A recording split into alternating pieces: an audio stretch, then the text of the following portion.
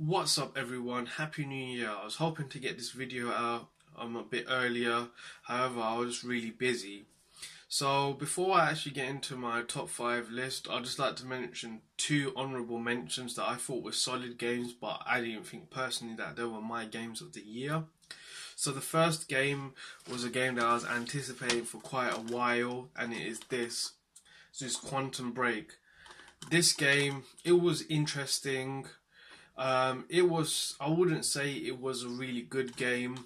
It didn't do anything. It wasn't particularly bad. Didn't do anything exceptionally well. It had an interesting premise, and this game is quite discounted now. If you are an Xbox owner and you haven't played this game, or you're getting bored and just looking for something to play and you haven't played this, I would really recommend this game. It is interesting, and I think you'll have fun with it.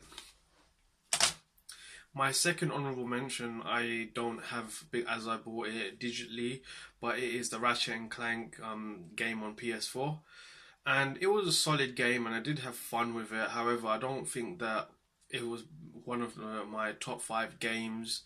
It was good, and I did enjoy it. It was my first Ratchet and Clank game. I never played any of the PS2 games, as at that time I was playing the Jack and Daxter games and a whole bunch of other games. So this was my first game in the series, and it was decent, and I had fun, but it just, for me personally, wasn't a top 5 game.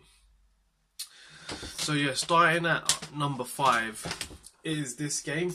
I really like the vibrant environments, and I thought that this game, it was interesting. It was admittedly very hipsterish, and there were some things I didn't like about this game compared to the first in the series. For example, I think the serious note of the first game was a lot better, and the story was kind of like generic in a sense.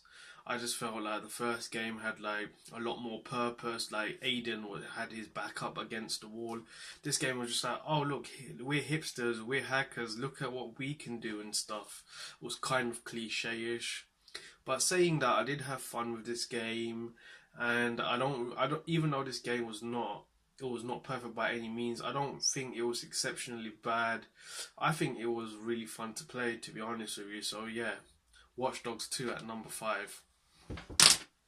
And at number 4, I don't actually have the physical disc. I bought it digitally, and this game is one of the series in the Telltale games. It is Minecraft Story Mode, and this game, I heard that it got a lot of backlash. A lot of people didn't really like the story, and I was really hesitant to pick it up. However, there was a sale on the PSN store, and I thought I might as well just give it a go.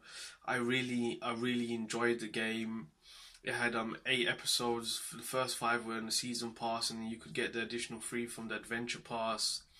And the thing about this was that the free games in the adventure pass, they had like kind of different story to the game, to the 5 previous episodes, and I really liked the variation in that. It wasn't just like a normal Telltale game where it just follows the same story. This one kind of branched out a bit, and I really did enjoy the story for that. So, and I really didn't understand why it got so much hate. Maybe it's because I don't really play Minecraft and I don't understand it, but I thought it was quite fun. So yeah, Minecraft Story Mode at number 4. And at number 3, it is one of the most talked about games. A lot of people have put this in like the first or like the second in their personal list, and it is this Uncharted 4. This game I had so much fun with. I really enjoyed it. It was a game that really satisfied. You felt really satisfied when you played it. The graphics were good. I felt like the story was good. I really did enjoy this game. And if you're a PlayStation 4 owner and you haven't played this game, or you haven't picked it up, I would definitely say that you should definitely get this.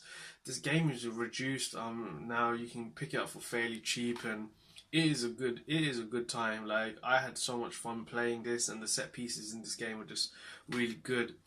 There's one thing that I really disliked about this game, and that was the multiplayer. I didn't really play much of the multiplayer.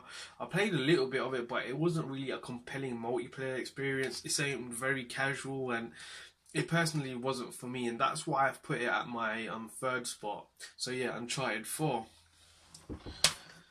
And my number two spot was a game that I wasn't really actually looking forward to. I got it discounted, but when I actually played it, I was really surprised, and it is this Gears of War 4.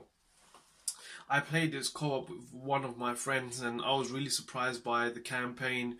I really did enjoy it, and I wasn't really expecting much from this game, but this game I really did enjoy. I was playing it on hardcore with one of my friends, and we just had a blast.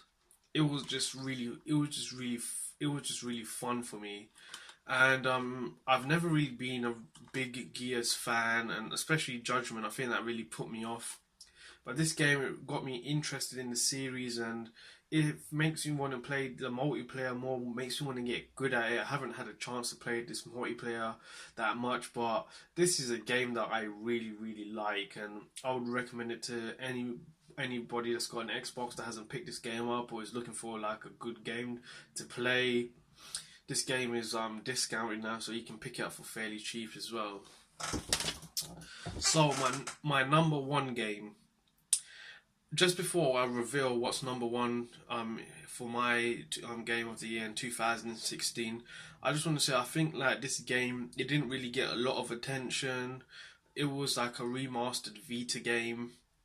Um, no one really paid it attention. I think it was like a sleeper hit.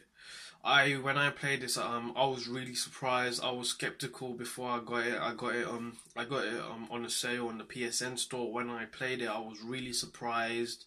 I really liked the story, and the fighting mechanics were really unique. There's nothing.